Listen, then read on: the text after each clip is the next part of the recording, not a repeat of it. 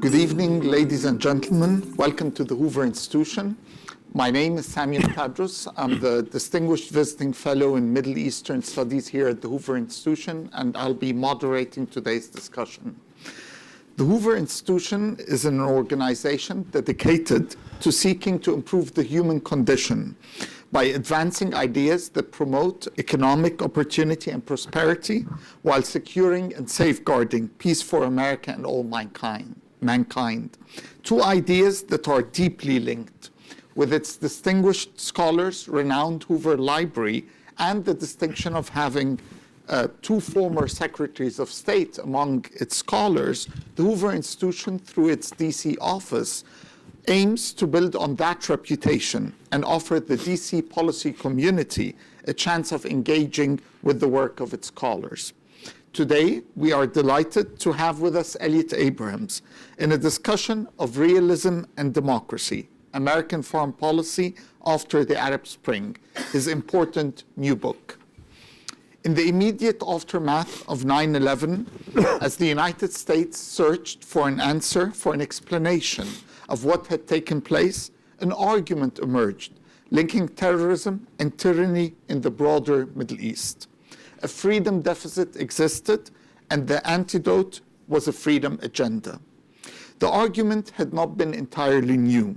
In the ideological trenches of the Cold War debate in American foreign policy circles, a fierce debate had emerged regarding the role of human rights advocacy and democracy promotion, a debate that did not stick clearly to party or even ideological lines. Nearly 7 years ago, as a small fire lit by a Tunisian street vendor moved and spread from capital to capital across the Arabic-speaking world, the world, it seemed, was finally looking at an end of that freedom deficit in the Middle East. Few had anticipated that moment coming, but many indeed welcomed it. But as Edmund Burke had warned more than 200 years ago in his reflections on the revolution in France, to make a government requires no great prudence. Settle the seat of power, teach obedience, and the work is done. To give freedom is still more easy. It is not necessary to guide, it only requires to let go of the rein. But to form a free government, that is to temper together these opposite elements of liberty and restraint in one consistent work, requires much thought, deep reflection, a powerful and combining mind.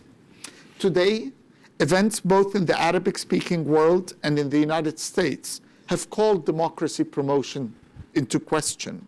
In the Middle East, with the exception of Tunisia, the picture is quite bleak. A civil war in Syria, chaos in Libya, an Islamist victory in Egypt followed by a military coup, civil war and foreign intervention in Yemen, and the rise of the Islamic State have all contributed to the disillusionment with democracy promotion. In Washington, a new president has questioned the wisdom of democracy promotion. The new administration has made its belief clear that the United States should deal with the Middle East as it is and not as it should be. In his new book, Elliot Abrams tells a story and makes a case. He tells the story of how democracy promotion emerged as an idea and the battles fought within the US foreign policy circles about it. And he makes a case for why it is the right policy today towards the Arabic-speaking world. In those previous and current battles, Elliot was and is not a bystander. As an aide to Senator Henry Scoop Jackson's presidential campaign, later to Senator Daniel Moynihan, he fought these battles inside the Democratic Party against the disillusioned spirit that took hold after the Vietnam War. As Assistant Secretary of State for Human Rights and then Inter-American Affairs during the Reagan administration, he fought the battles inside the State Department bureaucracy. And the Special Assistant and then Deputy National Security Advisor to President George W. Bush, he helped shape the freedom agenda and push it forward. Today, he continues to make that case.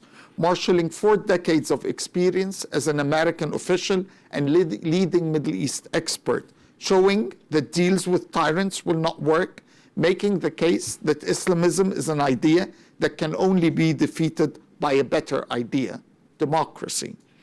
Eliot needs no introduction, but on a personal note, though I am sure it was a very frustrating experience and continues to be, he was my professor at Georgetown University some years ago.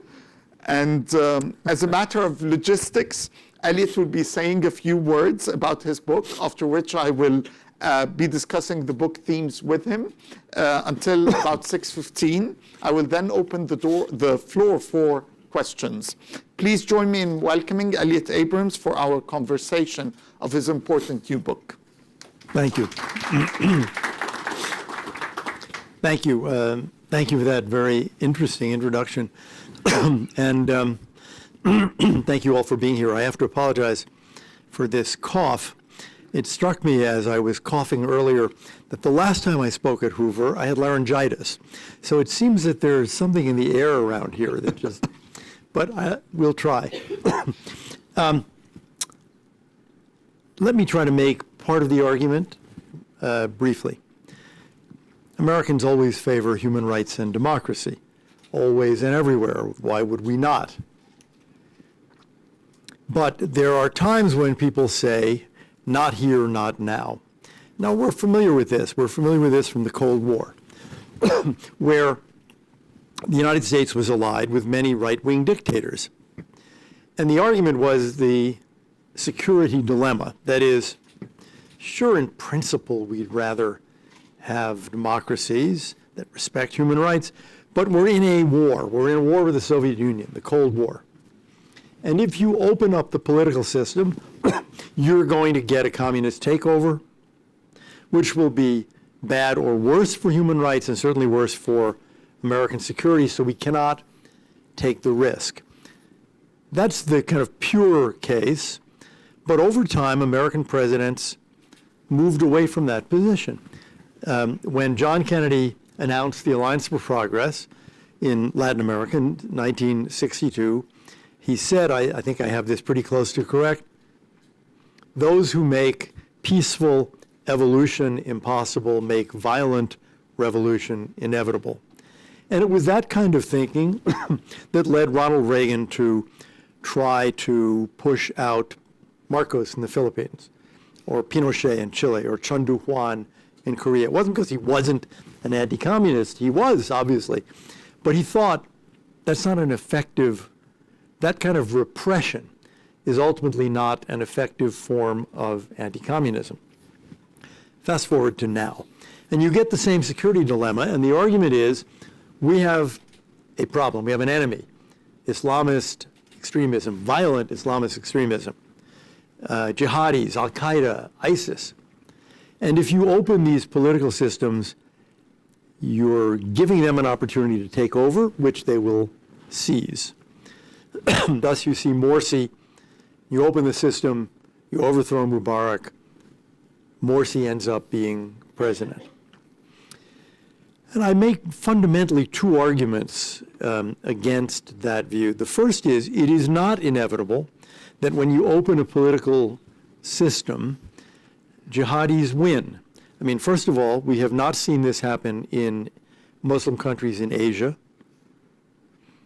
We've seen a number of occasions where the jihadis have an enormous, or let's call it Islamist extremists, because some are peaceful, some are not. They have an enormous advantage the day the political system opens because they're organized. They are much better organized than the, let's call them centrists, moderates, liberals, seculars, partly because they were able to organize under the dictatorship in the mosques when the centrists were not able to organize, were not good conspirators, and the dictators very often tried very hard to repress them, not so much the Islamists, partly because people like Mubarak in Egypt wanted to be able to say to the Americans, it's me or the Brotherhood. But we've seen that these groups cannot retain the votes they may win one time. We've seen it in Asia. We saw it in Tunisia, where Ennahda got not a majority, but a plurality in the first election, and immediately began to lose votes because they weren't governing effectively. And there is no real reason why we should think Islamist extremist groups, when they jump into government, would be able to govern effectively. And we saw in Egypt, for example, Morsi began to lose popularity very, very quickly due to the way he governed. So first argument, it is not inevitable that if you have democracy, why the extremists are going to win every election and stay in power forever. Secondly, I would argue that we all want to defeat Islamist extremism. Islamist extremism is, you covered some of this, is an argument. It is a view of how you should live your life, of how God wants you to live your life, of how the state should be organized to attain justice. And that view has to be debated and defeated in Arab countries, more generally in Muslim countries, but we're talking about the Arab Middle East. It's an important debate, and policemen will never win it. All they can do if they don't like your argument is hit you over the head with a stick or jail you. That doesn't win the argument.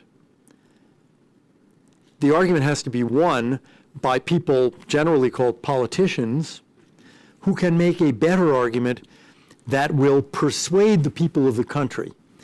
That's wrong. Don't vote for those people. Don't support them. So that's called politics, and I think that we should be in favor of that argument being available, or else I think the extremes will never be defeated. They may be jailed, they may be repressed for a while, but they will never actually be defeated. And I'll just conclude with this. Look at Turkey, which I mentioned in the book. For more than a decade, we have seen Islamist groups win votes. And then the generals said, okay, that party is banned, and or they have a coup. So the party that's banned, let's call it the Justice and Welfare Party, reorganizes. Now it's the Welfare and Justice Party, or whatever it's called, and they run again and they win again. Oh, then the new party is banned, and maybe you have another coup. You end up with where Turkey is now because there was never the necessary political and intellectual defeat of those arguments. And one might even say, perhaps this is an unfair criticism, that others in the Turkish political system, in a sense, came to rely on the military as their safety net. Well, for a long time it was a safety net against the Islamists, but in the end, the failure to win the argument had a terrible result, which we're now seeing in Turkey. There's a lot to talk about, but why don't I stop with that initial comment? Well, I want to start with the past. You describe the growth of an intellectual movement that became known as neoconservatism. It's not the main story of the book, but the story is there of a group of intellectuals that broke with their comrades during the Cold War. You call them sometimes neoconservative, you call them sometimes Jacksonian or Jackson Democrats, right. Democrats. Yet even within that group, even in those early formative years, there were disagreements, particularly about that topic of democracy promotion.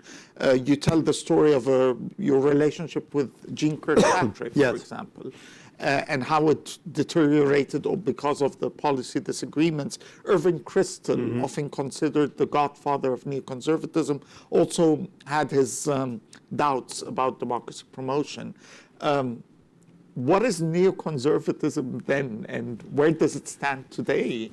I mean, you look today because of with the recent elections in the U.S., the movement has really come to mean very different things to very different people.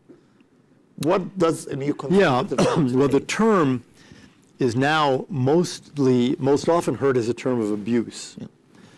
Yeah. And I'm not sure that it has much meaning, but when it's used on TV. I think and I think the differences between neoconservatives and conservatives have diminished significantly in power. I mean, when I think of neoconservatism, I think, first of all, of a belief in America, a belief in the rightness and goodness of America, a belief that American power and the use of American power is beneficial for the world.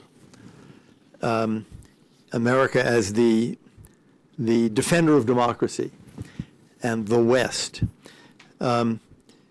which means, for example, a strong military. Now, there's nothing that separates that view from, say, the view of John McCain or George Bush, who were not neoconservatives and came out of a very different background. Neoconservatives, I think, believe more in the ideological kind of argument that we're making now. It's not just American power, it's American power for American ideals. And neoconservatives, with respect to the United States, I think, still believe strongly in immigration. That is, in America as a place of refuge, which should have a strong refugee program, as a country which is greatly enriched by immigration, something which is now not popular in the Republican Party. But I think I'm not sure that to debate the differences now is important, because neoconservatives have basically, become Republicans. I really don't know any who are in the Democratic Party. I did have a friend say to me recently, I was originally a Democrat, of course, having worked for Jackson and Moynihan. Don't you want to move back to the Democratic Party now?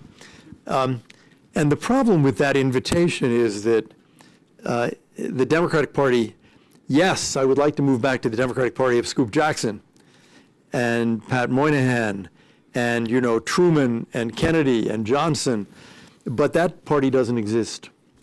So that option does not exist. And I think most neocons will remain in the Republican Party, I think. I mean, some of them in their opposition to Trump these days have taken positions that are outside of Republican dogma. Bret Stephens' column about the Second Amendment, Max Boot had a similar position. Robert Kagan voted for Hillary. Right. Are we seeing a shift now? I don't think so. I think that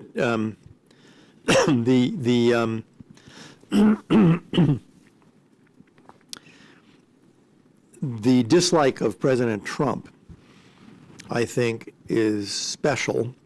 The question that will remain after the Trump administration is, well, tell me about the Republican Party today in 3 or 7 years. And, then we'll have to see. But I see mostly a extreme dislike of the president in what they're writing. Kagan is a different story, because I think he is genuinely now a Democrat. Although, we'll see the same question. As I said to Bob, who's a close friend, what is your place in Bernie Sanders' political party? So there's a problem on both sides. Well, let me move to an idea that Natan Sharansky popularized, the idea of doublethink, that Yes. A majority of the people under those authoritarian regimes don't really have a public stand for or against. A small minority supports those regimes. A small minority is courageous enough to oppose them publicly. But the majority realizes that the regime's message is not true. They understand the problem, but they're not confident enough to oppose them. I want to contrast this with something Condoleezza Rice said about the lesson that she learned from the invasion of Iraq. And she said the one thing that really struck her, or the one major lesson, is that we underestimated the support of even the most repressive regimes. that even a regime like Saddam Hussein does not depend and did not depend only on coercion to maintain support or control of the country, that there were groups, either because of sectarian elements or because of their own beneficial relations with the regime, that actually supported those regimes. Today in Tunisia, we have a president who's very much represents the old regime, the very one that Tunisians revolted against. In Egypt, during the presidential elections, the candidate of the old regime received the second highest number of votes in the first round running into the runoff. Should we rethink Sharansky's idea and rethink the size of support that these regimes have? Well, I mean, I've always thought I dealt with a lot of coups when I was working on Latin America in the Reagan years. There are very few coups that don't represent pretty broad public opinion. I mean, I remember a coup, it actually took place while President Alfonsín of Argentina was here in the US, and it failed. And it failed because it had no public support. It was just a bunch of guys in the military. Most coups are done by the military, most, not all, when they look at the country and they realize that a coup would actually have a fair amount of support. I think, look, Iraq, yes, why would Saddam Hussein have had any support? Well, you can understand the sectarian reason. You can understand Sunnis thinking, we are a minority here. Why would Alawites support the Assad regime in Syria? Same reason.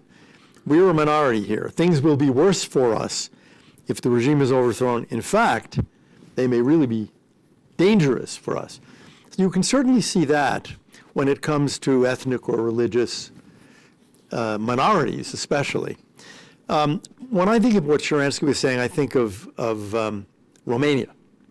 This famous incident that begins the downfall, the very quick downfall of Ceausescu, where he's giving a speech from a balcony, the way he's done for 30 years.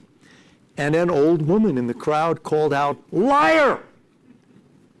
And the regime collapsed. I mean, it was unbelievable because everybody in the crowd said, "Yes, liar!" Everybody in the country knew it. Everybody in the country knew he was a vicious, despicable thief and dictator. Now, there's an extreme case where I think if you weren't in the Communist Party, and maybe for some people who were in the Communist Party, this regime had to go. In most cases, there are people who have an investment in the regime, even in a fairly homogeneous society. They're part of the regime. They've benefited from the regime somehow. They've made the system work. That doesn't mean they don't understand what a rotten system it is. It just means that they think, well, I got a good job. Maybe I won't have such a good job. There will always be such groups. But, I mean, take Egypt. I think I learn a different lesson than Condi learned. My lesson, and I think we can take it right back to the Cold War. My lesson is that the enemy is chaos. Chaos is, first of all, what people fear, probably more than they fear anything else, including dictatorship. And maybe they know, but I think we know from history, chaos is what opens the opportunity for the worst people in society to take over, regardless of what the people want.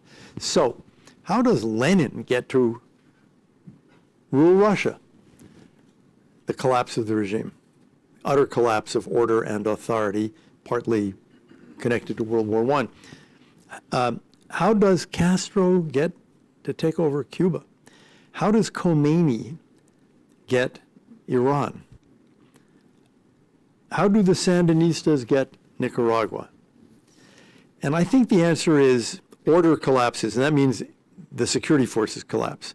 And this is what happened in Iraq. The security forces, you can blame the Americans in part, collapsed, and you had absolute chaos and massive amounts of violence. The lesson I learn is don't let that happen. Well, we learned that lesson a long time ago.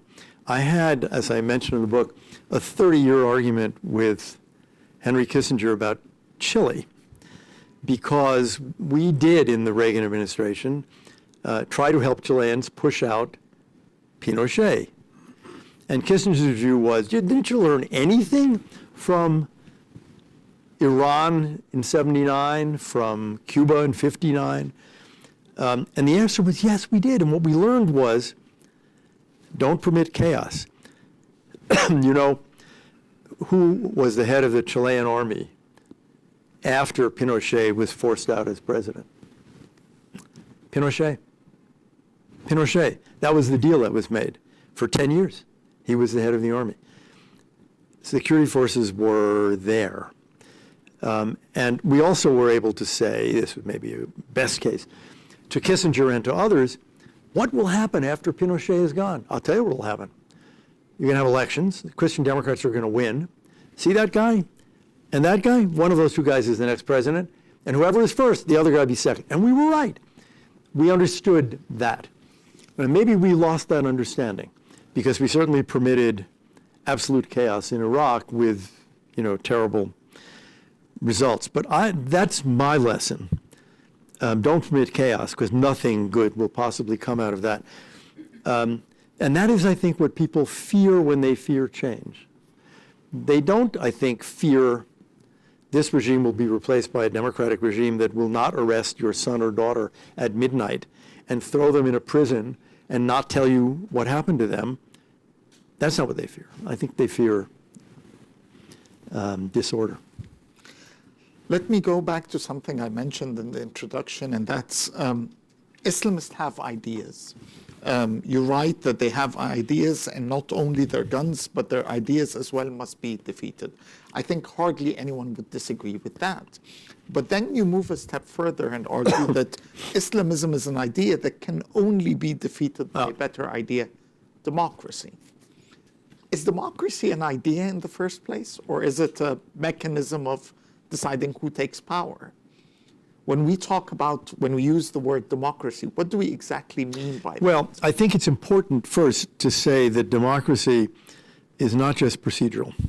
For example, democracy does not just mean free elections, because free elections would produce majority rule, but it would not produce minority rights.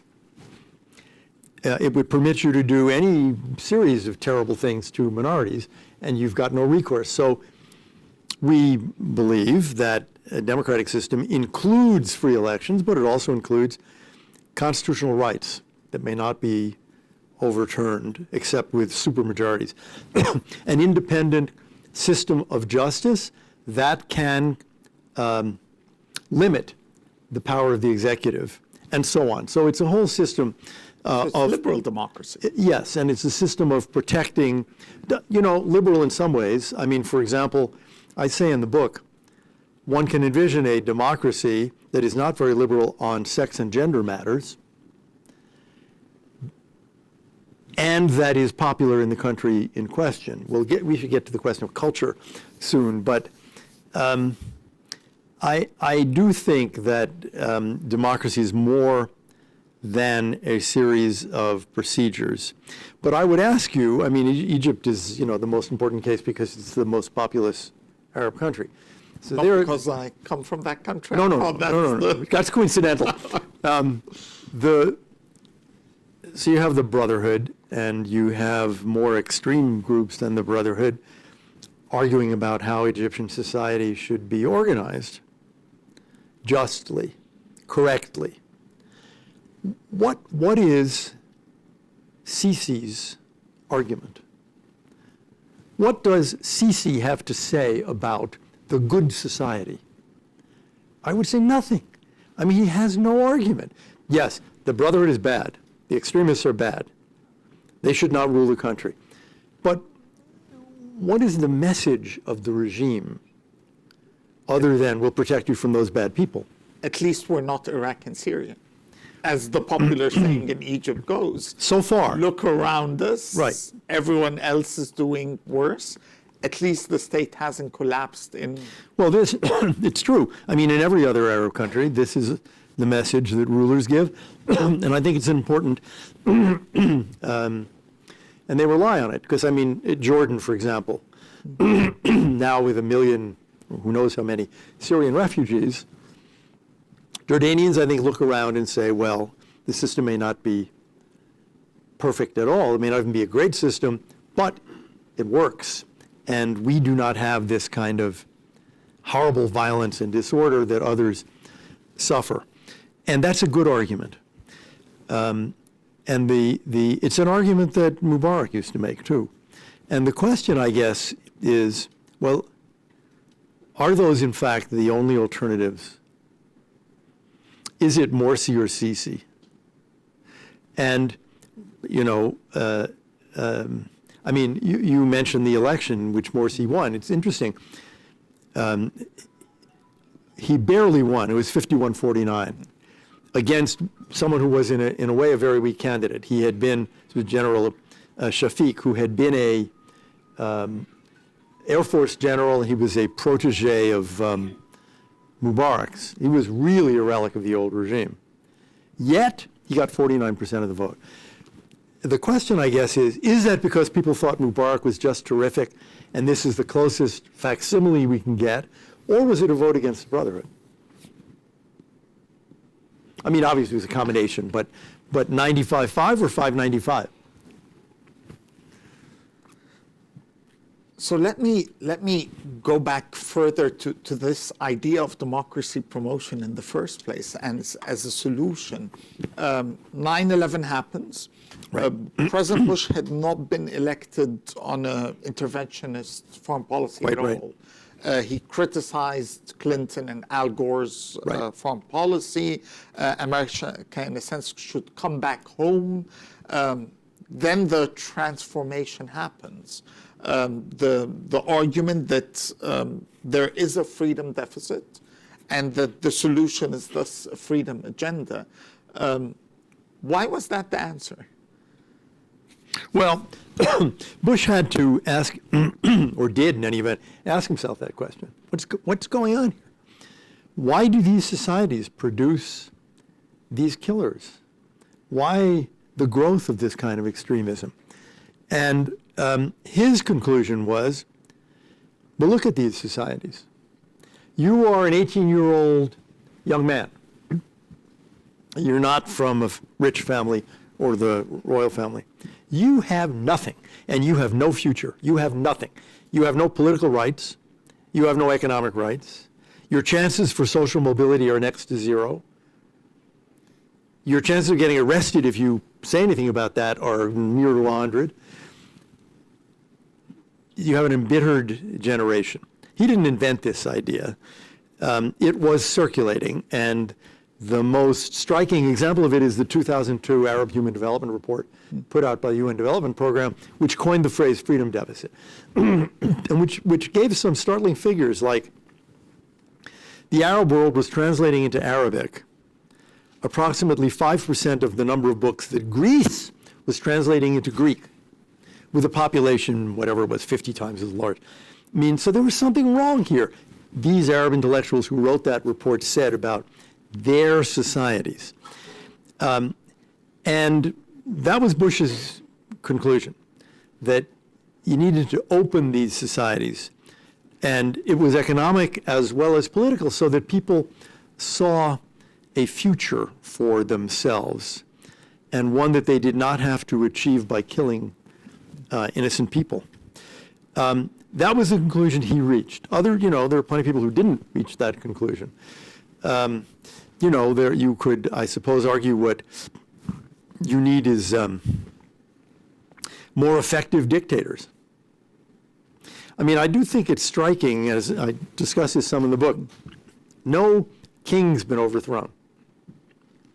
And in a way, at one point in the book I make the argument, let's not use the word democracy.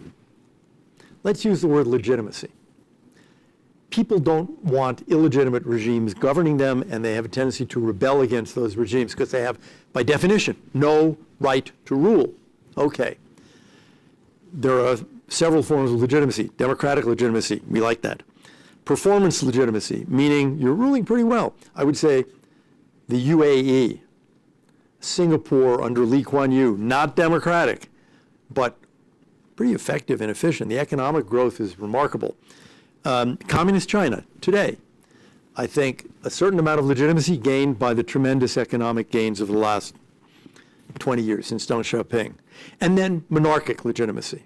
And there is such a thing. And it varies, obviously, from regime to regime. But I think it would be folly to say that in Morocco and Jordan and Kuwait and Oman and Saudi Arabia and Qatar, I'm leaving out Bahrain, which is different. But in those places, the notion that there's no legitimacy to the regime, which in some cases has been ruling for hundreds of years, I think is silly. How much? Hard to measure, but some.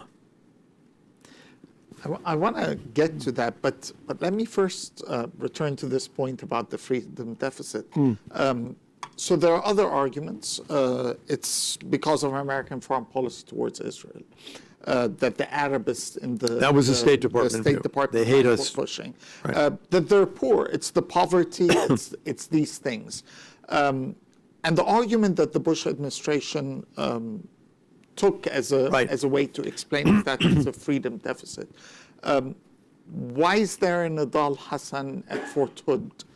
Well, which freedom deficit produced him? I mean, when we looked around the world, I mean, you're making a point that I think is very important. This is not the only possible answer. It was not, to most people, maybe the obvious answer. But for example, there is a real extremism problem in Pakistan. There isn't among Indian Muslims. How do we explain this? I think democracy is part of the answer, a more open and better society. Think about poverty. Haiti. Haiti doesn't produce extremists. I mean, the tie between, I guess I'd put it more generally, the reaction of most people in the world to being poor is not to go out and murder innocent people. There's something else has to be added. And Bush thought that the nature of these societies and the governance of these societies was the answer. But if that's the case, why isn't there a single Coptic terrorist? I mean, the Christians and Muslims of Egypt both suffer from the same democracy deficit, from worse repression in the case of Christians, same level of poverty and everything, and we don't have Coptic terrorists. You should answer that question, but I would say Copts and Muslim Egyptians live in a slightly different world, in a slightly different culture. Copts, as we know from the immigration levels of the last few years, have a much closer tie to the rest of the world. The option of immigration, if you don't like the way you're living and you think my future looks pretty crummy to me, the option of moving to Canada or Australia or America, I think is an obvious option for Egyptian Copts in a way that it is not for Egyptian Muslims. I also think that, and here we get back to the question, there is this question of culture. I try to argue in the book that if you look at Muslim societies in Asia, it's very hard to argue that Islam is a barrier to democracy. But the Arab states have a much worse record. It's not religion, I think it's Arab culture. And Copts are Arabs, but they do have a different culture. Hate that description. I know that, but I mean, in the sense that there are Arab Jews, there are Arab Christians, but the culture is different. Now, that is an argument that people make against the whole democracy idea. That is, oh, you don't understand Arab culture. Arab culture makes democracy impossible. And that is a very old argument. You don't understand Japanese culture. You think the Japanese with their emperor, this was heard throughout the late 40s. They will never be, come on, the Japanese, Ukraine. I heard this in Latin America in the Catholic 80s. culture. Yeah. Catholic culture and the Iberian political experience. These people are never going to be Democrats. So we've heard this, and we heard it about Germany. So I think what it tells you is that some cultures present greater barriers to a movement toward democracy than others, but cultures change. Going back to this point about legitimacy. You're not going to answer the question about Copts? Later, maybe. You write legitimacy of the rulers of the Arab Republic, the fake Arab republics, Right. was then the Achilles heel of these regimes. Was it legitimacy or the problem of succession? In all of these regimes that actually fell, and in some that didn't, Algeria, the question of who comes after the president was the main question of politics, and one that was completely unresolved. Nasser had a deputy, Sadat, who came after him. Sadat had a deputy, Mubarak, who learned the art of ruling as vice president.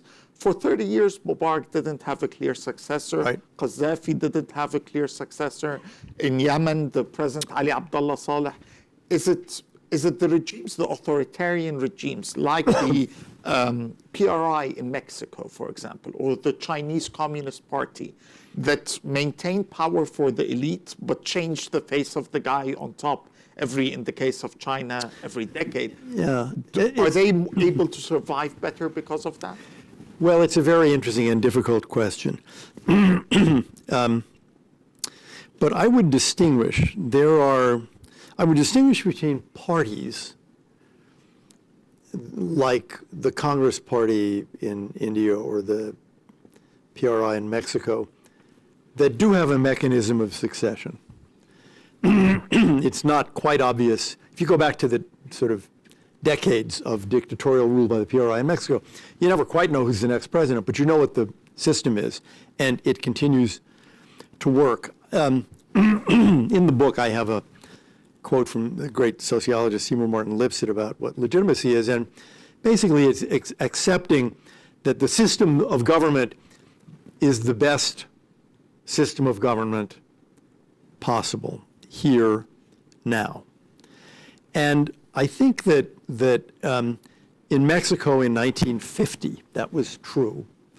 But then it stopped being true. It was eroded by the PAN party until a majority of Mexicans said, you know, it isn't anymore. I would argue that in the cases you're mentioning, you said there's no clear mechanism for choosing the next dictator. I would put it differently. You could have created a mechanism that would have been legitimate, but there was one mechanism that was never going to be legitimate, and that is for the dictator to say, my son gets it. In this republic, my son gets it. In Libya, the debate was over which son of Gaddafi was going to get to be his successor, and Gaddafi, raised and lowered his sons in a kind of game, but also to keep them from having too much power. I think the downfall of Mubarak was related to the idea that Gamal was going to be his successor. One of the reasons I think there was an uprising in Syria was the illegitimacy of Bashar following his father. So I think, and in Tunisia, Tunisia was a family crime syndicate with Ben Ali's family, his wife's family, the whole family involved in stealing everything that it wasn't. I was going to say it was not bolted down, but many things bolted down were also stolen. So I don't know. I would say it's not so much the lack of an obvious mechanism such as democracies present, because some dictatorships can develop a mechanism. I think it was the kind of the fake monarchy part of it that had a lot to do with the further delegitimization. In her famous article criticizing President Carter's foreign policy, especially his human rights policy, Jean Kirkpatrick wrote about 3 important points that she thought they got wrong in the Carter human rights policy. They assumed that a democratic alternative was available in these places, that the continuation of the status quo was impossible, and that any change was preferable to the current government. That's not very different from criticism that you confront. How would Jean Kirkpatrick comment on this book? She wouldn't like it. No, she would say it's unrealistic, I think. But, as I listen to you state those, the United States did not create the Arab Spring. The United States did not say to Tunisians, time for Ben Ali to go. nor do Egyptians, nor Arab conspiracy theorists, of course, to the contrary notwithstanding. But it's funny because you have that theory and then you threw Mubarak under the bus, and okay. Yeah. But it's not true. What confronts us is a different problem. The people of Tunisia are rising up. The people of Egypt are rising up. You have 1 million people out in the streets. What is it that you think the United States is going to do? I mean, one could envision a scenario. President Obama gets on the phone to Mubarak and says, Hosni, there's only one way to do this right. Learn from Tiananmen. You just got to get the tanks out there into Tahrir, so you kill 10,000 people. That's fine. That will be the end of the rebellion. Probably would have been. Might well have been anyway. No American president's going to ever say that. So this council, in a certain sense, suggests that as we sit in Washington and we look at the globe and we spin it around and say, whom shall we overthrow today? We don't do that. What happens is that there's politics in these countries, even in dictatorships. People start rising against a dictator. What is our position? What is our view of this? Indifference, hostility, support. Now, it's true that sometimes things get worse. Often things get worse. I gave you my theory that chaos is very often the largest single ingredient in allowing that to happen. It's also true that democracy, we certainly learned this, democracy is difficult and it is not always available, and you can put aside the Arab cases. In Latin America, we've seen a number of cases where democracy was achieved and lost in the last 25 years, let's say. We've seen it in Asia. We are perhaps going to see it in Europe, in Central or Eastern Europe. So the argument is not, there is an obvious and smooth path to democracy and we just have to sort of tell people, get on your way and we'll support you. There's a theory, that is not a foolish theory, that holding elections early in a transition is a mistake and people should wait a year or two. In fact, there's a broader theory that elections should come at the end of the process of democratization, which should be slow and steady, like you need courts of justice first. How is this supposed to happen? It's not going to happen. I mean, first of all, when people, let's say Egyptians or Tunisians, whoever else, Argentines are clamoring for free elections, Romanians, Bulgarians, are we actually going to say, we're opposed to your having free elections? You should not hold free elections? And when a dictator comes to us and says, people are not ready for democracy, we need a transition, tell me the name of the dictator who actually presided over that transition, who said, my system of government is bad, so I'm going to lead this country over 10 or 15 years toward democracy. I mean, dictators don't do that, so it would be very nice. I remember in 2003, an Egyptian human rights activist came to see me at the White House, and she said to me, I'm actually not in favor of a free election now because we're not ready. I am in favor of a free election 10 years from now if we have those 10 years to be ready. That was 2003. The problem was Mubarak didn't give her the 10 years to get ready. And that was pretty obvious, right? Dictators don't do that. They want to be dictators. So going back to this question of democracy as an idea, democracy and liberalism are two different things, despite the connection in a liberal democratic system. There are two ideas that might not come together to the Arabic-speaking world. They might vote in freer elections, but they will not choose the systems or things that we associate with liberal values here. Yes. Why should we choose democracy over liberalism? And why should a Tunisian woman, for example, fearful that the Islamists will take over her or will destroy her freedoms as a woman, a minority member in Syria or Egypt, why should they choose democracy over liberalism? I think it's a false dilemma because they're not going to get liberalism. again, I go back to saying, tell me the dictator who's really going to bring liberalism. I suppose if we go back a few hundred years, we can find some enlightened despot. You know, I'm very struck, if you look at Saudi Arabia today, what is the Crown Prince saying? It seems to me he's saying, this country needs to liberalize and modernize its economy, and maybe some change in the condition of women. And the only way to do that is the toughest crackdown imaginable. And if you happen not to agree with me on what I'm going to do, you are going to jail. Admittedly, jail is the Ritz-Carlton in Riyadh, so it's not so far quite so bad, but it would be better if liberalism came first.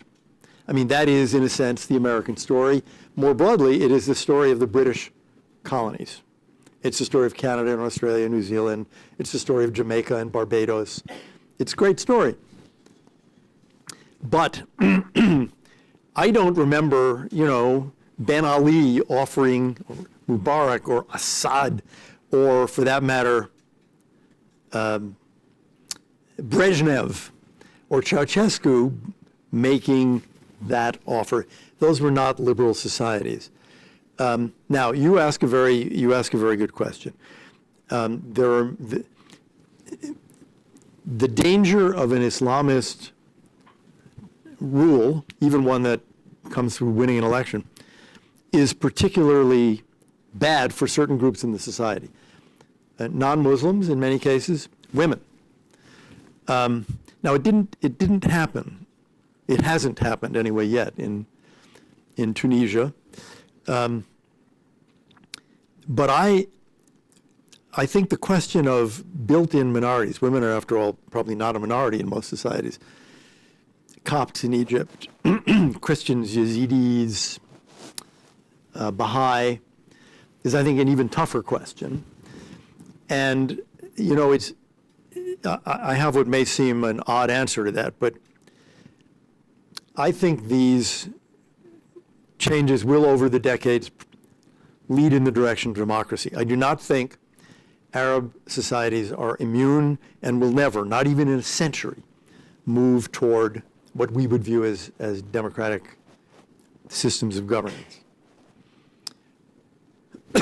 But does that mean that if I were an Iraqi or Syrian Christian, I would say, oh, good, so I just need to wait a couple of generations?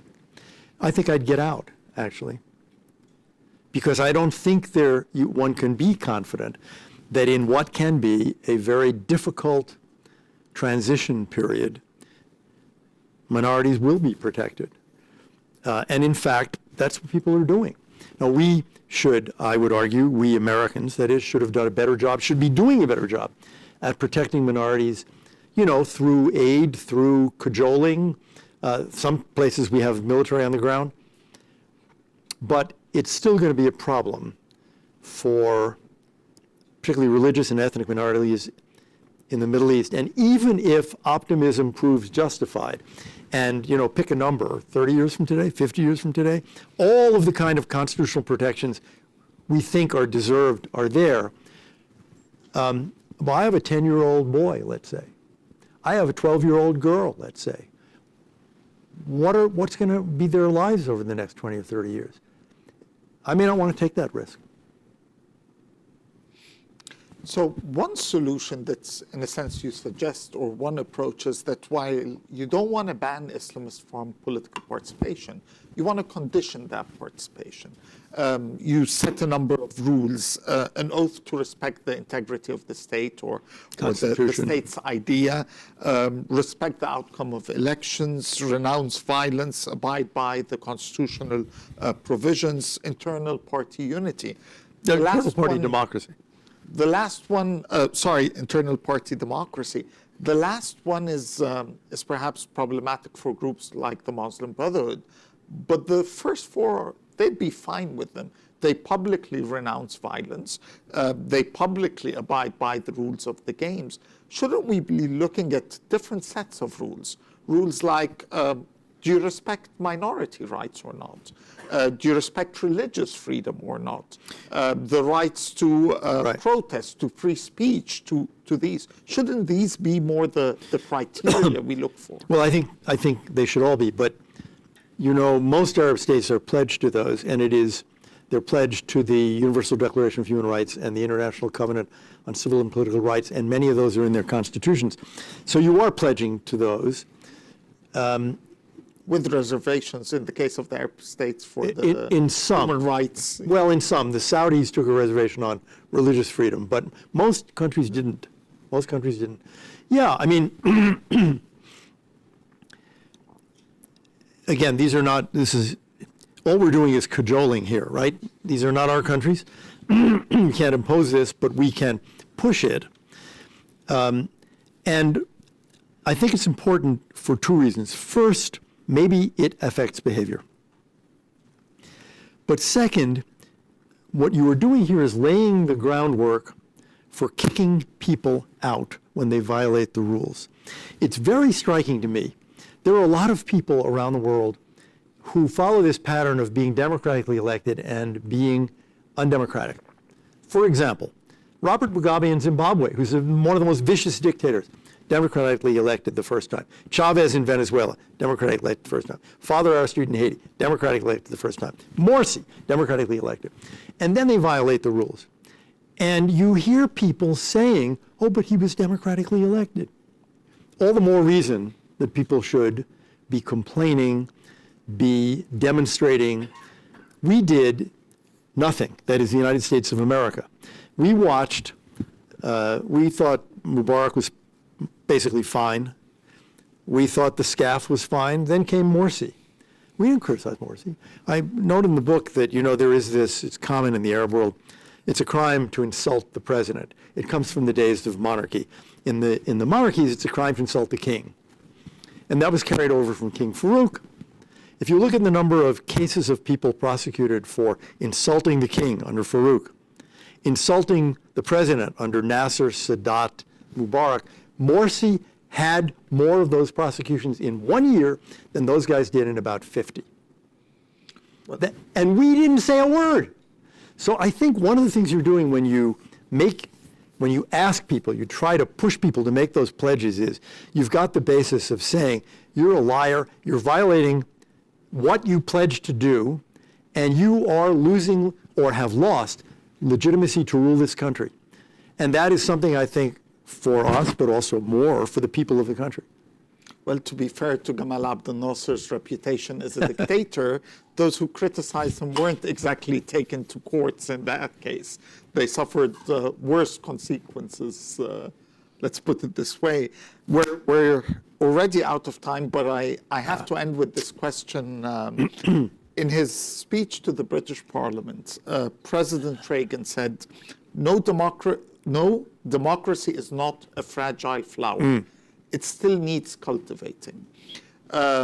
Many in America today have fears about democracy in the country itself. It was a theme of President George W. Bush's Institute recent publications about the question of the future of democracy in America. Do you see challenges, serious challenges to democracy in America? Or these are overblown partisan reactions to an election result? I don't think I wouldn't call them overblown partisan reactions, but I think that I am more confident. There are challenges to democracy all the time. I mean, when the Supreme Court strikes down the moves of a president, I mean, here's a partisan remark for you. No president has ever lost more cases in the Supreme Court 9-0 than Barack Obama, meaning Ruth Ginsburg and Sonia Sotomayor and Elena Kagan voted against him. He was usurping power. But, what happened? Go to the Supreme Court rules against him 9-0, he loses. But what he was doing was really dangerous, I think. There are always going to be people who don't understand or agree with the American ethos, let's call it. There are always people out there who are racists, who don't really support the Constitution. But I think when you look at the system as a whole, the states, the state governments, the state legislatures, Congress, the Supreme Court, the separation of powers. I really think it's a very robust and self-correcting system. Well, now it's time to open the floor for questions. Please raise your hand, and as you begin, identify yourself. Yes, here in the mic is... Thank you. Rachel Oswald, reporter with Congressional Quarterly. Thank you for a great discussion. My question has to swing back to your comments about Morsi and the lack of criticism from the Obama administration. So at the time, as I remember, he was getting a lot of criticism from the right because of the Muslim Brotherhood and concerns about, ties to extremism. Would you have recommended that he engage more directly with Morsi and try to be much more hands-on? How would he have threaded that needle when there was so much criticism from the right about Morsi? I don't think that criticism should have controlled what the president did. That is, if Morsi was engaging in wholesale human rights violations and undermining the brand new and extremely fragile Egyptian experiment with democracy, the president, I think, any president should have done two things. One, talk to him. Cajole him, pressure him, in a sense, threaten him that the next step would be public condemnation, and then do it. Because I think it would have had an impact. The pressure from Bush and Condi Rice on Mubarak was largely just words. And it actually affected his behavior. No, not from black to white, but it affected his behavior. And Egyptians tell me that in that period, 2004 to 2006, actually, the life of dissidents and human rights activists, including the Muslim Brotherhood, was easier. That was just from talking. So I think it matters, and I think it would have mattered, maybe I'm wrong, but I think it would have mattered in the case of Morsi. And if it didn't matter, it would have legitimized Egyptian and international protest earlier, and maybe more international protest and more domestic protest would have had an impact on him. I take it that it would have been better for Egypt had the Morsi experiment been ended by the people of Egypt in a vote rather than in a coup. And maybe if Morsi had been somehow restrained, that could have happened. You mentioned China. China has made huge economic inroads all over the world through a policy of peaceful engagement and non-interventionism. Is our policy of interventionism all over the world, particularly in Africa, counterproductive and perhaps ultimately self-defeating? Are we pursuing the wrong business model overseas? I don't think so.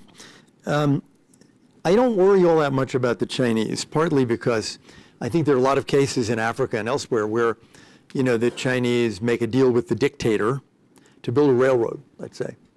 They go in and build a railroad with 10,000 Chinese workers. When Gaddafi was overthrown, the Chinese had to rescue something like 25,000 Chinese workers in Libya, which was a surprise to me. I didn't realize it was that large a number. That means there aren't many jobs for the locals. The Chinese come in, they bring in 10,000 people, they build a railroad, they go home.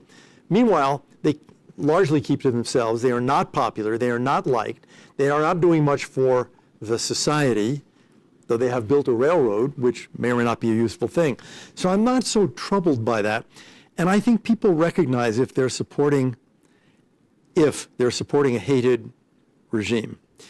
I use the case in the book of Greece, where the United States did nothing when Greek democracy was overthrown in a military coup by the colonels.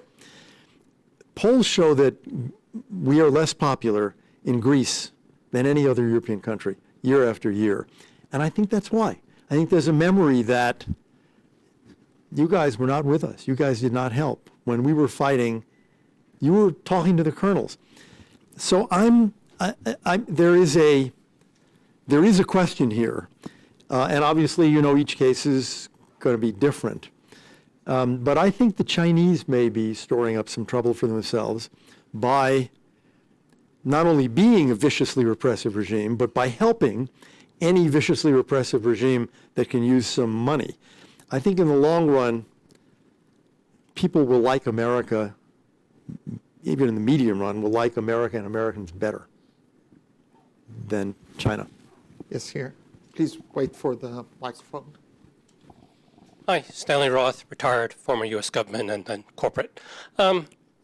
First, just praise for your courage in going against the common wisdom now, which is that the U.S. was responsible, the human rights policy and democracy policy of the Obama administration, for all the turmoil in the Middle East, whether it's Egypt, Libya, or anywhere else. And I think your argument, although I haven't read your book yet, just listening to you and thumbing through it, is it's the absence or the weakness of the human rights and democracy policy. Could you now apply that to where we are in Saudi Arabia?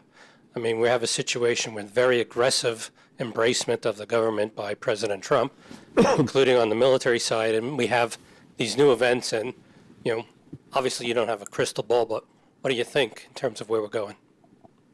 I have a piece about this in the New York Times today, which is mostly more analytical than predictive.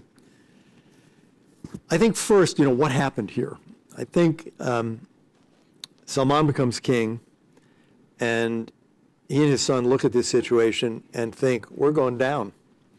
You have a system of government of 1,000 princes, but it's actually 500, roughly, princes, which is, you can't run a country with 500 people in positions of power. I mean, how do 500 people choose the next king?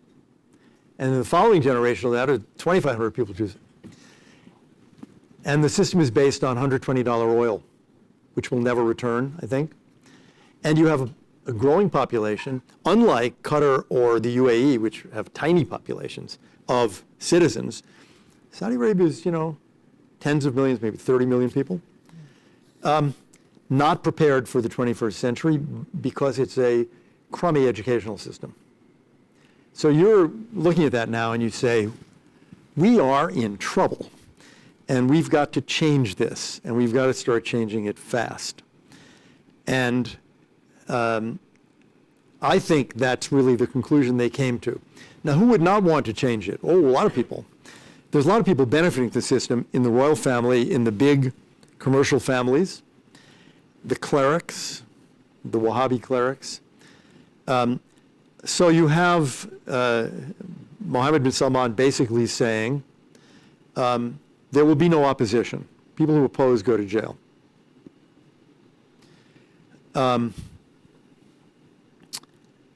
There's no democracy about this at all, nor is there any thought of democracy. I actually had a conversation with some Saudis over the summer and said, I made the legitimacy argument, and I said, you've got, the Al Saud have a lot of legitimacy so far, and you've got to maintain it. And you're going into a period of turmoil. You need to keep the people on your side. So I had two thoughts for how you would do that. One, which may seem counterintuitive, taxation. I said, don't eliminate subsidies, which is what the IMF is going to tell you to do. Keep the subsidies. Have a 1% or 2% income tax. There's a lot of political science writing that suggests that actually that creates a sense of participation in the government and in the society. Yes, I'm talking about raising taxes, but not here, there. And the second idea I had was voting. Now, we're not kidding anybody. They're not going to have a parliament. They think the Kuwaiti experience has not been a good one. So I said, oh, no, I understand that. Start local. In a city, or a city can have boroughs or quarters or neighborhoods. You could have a neighborhood council. You could have a city council. The reaction to the tax thing was, that's interesting. Send us some of the literature. The reaction on voting was, not going to happen. Slippery slope, right? People get this idea in their head that they can vote for people who are governing them. Where does that lead? So there was no sale. I sympathize with their desire to modernize the educational system, the economy, the government, which they're also trying to do to make it more effective. They say the model is Dubai and Abu Dhabi, both of which are very effective and efficient governments, growing economies, and zero democracy, Zero. My view is that they're going to need public support. If they can produce an economic miracle the way the Chinese did, they're going to get a lot of support. Indeed, Erdogan got a lot of support, at least in the early years, because he did produce a kind of economic miracle for a while. Seems to be over, but you're going to need public support. You're not going to have an economic miracle. You may even have more economic hardship. So how are you going to get that support? I think you need a kind of partnership with the people of the country. And absolute monarchy is not it. I'm not getting a sale on this, but that's my view. And I think at some point, my hope would be that they would figure that out, because I mean, that's my theory of the case. Well, I've had more than 10 other questions I wanted to ask, and I'm sure many of you also have questions to ask. Unfortunately, we're out of time, although that gives you an idea of the rich themes and ideas debated and discussed in this book. Thank you for your participation. The reception will be open again, and Elliot will be here for a few minutes to sign any copies of the book that any of you would like him to do. So thank you for coming here today. Thank you. Great questions. Thank you.